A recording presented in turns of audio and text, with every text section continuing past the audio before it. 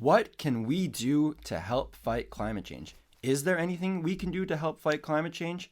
And shout out to Meggs, who commented on my last video about the earth is literally dying, sharing a lot of valuable information that I'm going to share with you right here.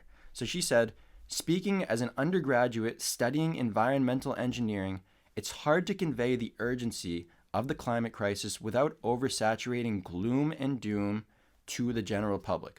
Lots of news agencies tend to put a heavy emphasis on individual habits. Examples: recycling, saying no to single-use plastics, reducing overconsumption, driving electric vehicles, to name a few, without addressing the elephant in the room that roughly 100 companies are responsible for 71% of global GHG emissions as of 2015. She puts a link there. I'll put that link down below. Don't get me wrong. We should all be doing our part to live as sustainably as possible, but large-scale change will only be brought about by environmental regulation. The most important thing that average citizens can do is advocate for state regulatory laws like SB 1383, international climate accords like the Paris Agreement, and national mandates like the Clean Air Act. Just my 2 cents. New sub to your channel. I'm looking forward to more content like this.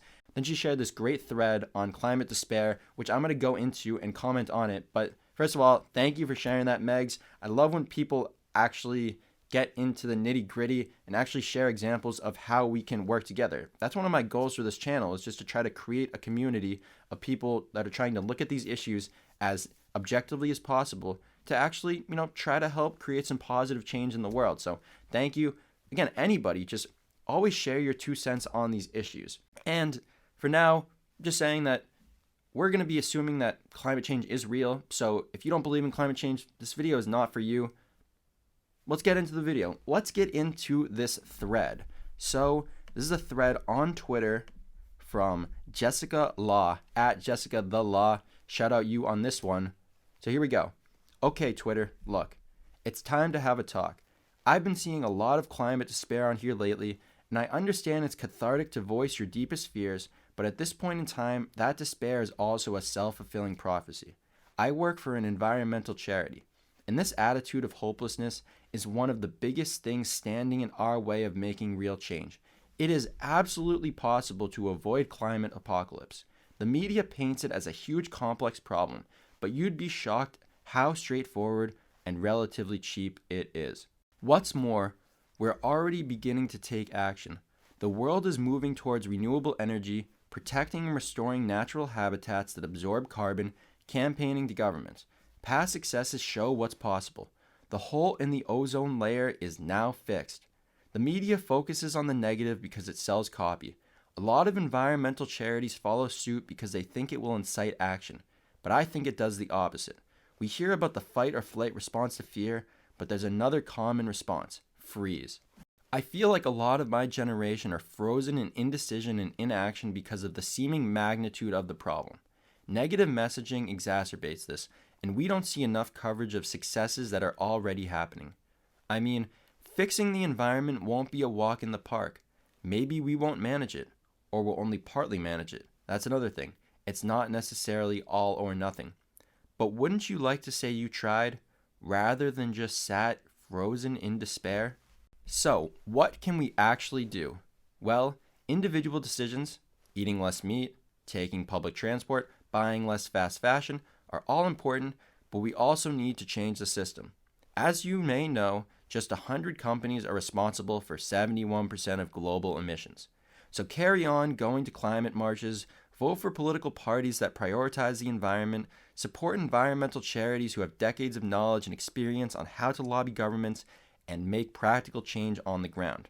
Consider having fewer children, or none at all if you're not that bothered. Support charities that educate and empower women in developing countries and provide access to birth control. And above all, don't despair, as your words could be discouraging in action in someone else.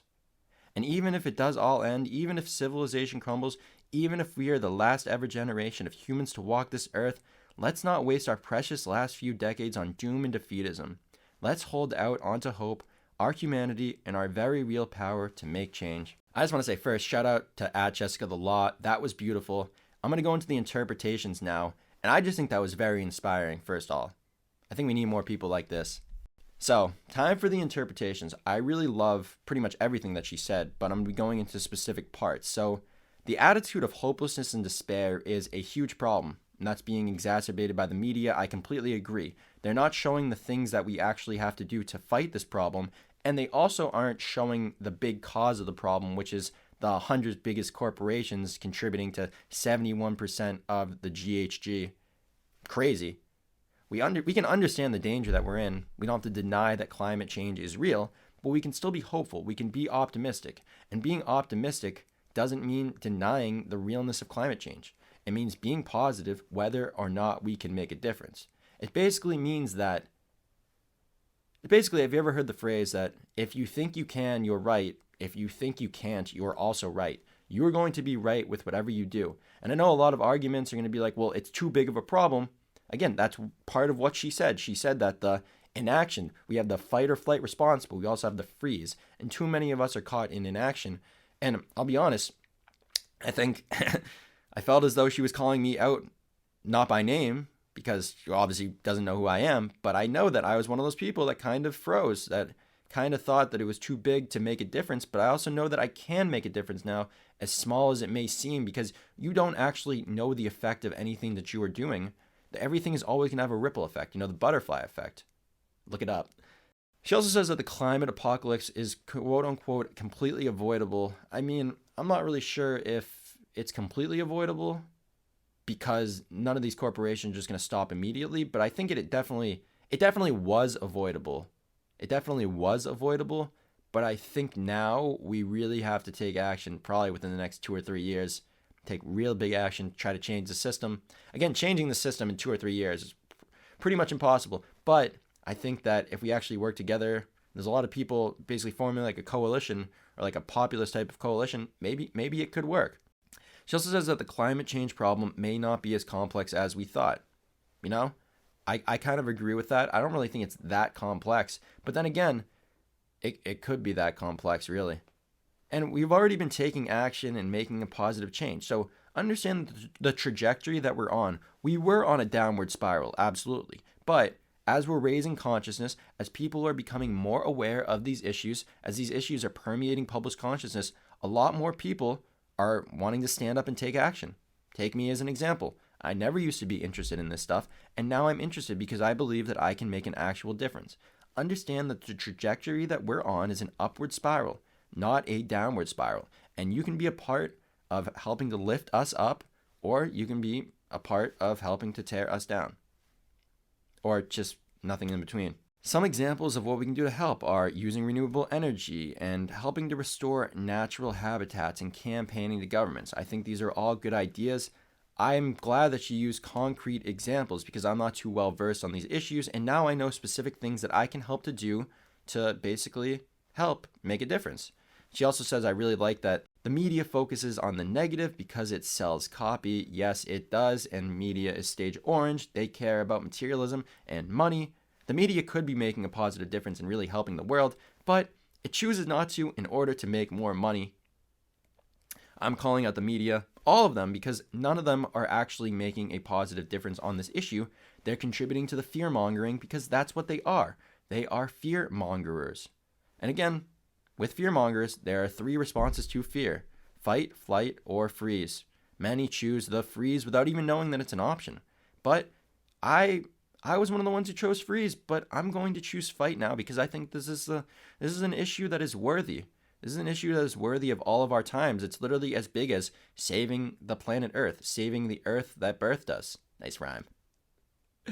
Many of us are freezing because of the perceived magnitude or scale of the problem, but if we understand that we can make a positive impact, if we see more reports and hear more stories about people doing what they can to make a positive impact, I really think that more of us will start to join in and kind of, again, this cumulative effect, the snowball effect. It starts with one person, it rolls into 2, 3, 4. The next thing you know, you have 1,000 people, 10,000 people, 100,000 people all in unity going towards helping save the environment and save the world. And I think that's pretty cool.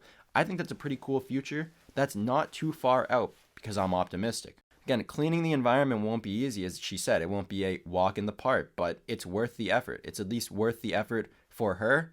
It's at least worth the effort for me. And individual decisions are important. Understand that you can make a difference with your individual decisions, but changing the system is the most important thing. The corporations have to change. A government has to change. The systems have to change, and how we fight these issues. You choose how you want to make a difference. If you don't want to make a difference at all, nobody's forcing you. You choose if you even want to try to help or make a difference. You choose your attitude or interpretation. You choose whether you believe global warming is real. You choose whether you believe climate change is real. You choose whether you want to take it seriously or not. You choose whether you want to help, maybe try to save the earth. Will you choose to be optimistic and hopeful? I really hope so. Let me know what you think down below. I know this was a lot for this episode, probably one of the longer episodes, but let me know what you think. This is an issue that I've become more passionate about, and I'm going to continue to cover because I really do think that there are things that we can do to help fight climate change, to help maybe save the earth, if that's still possible, if we still have enough time.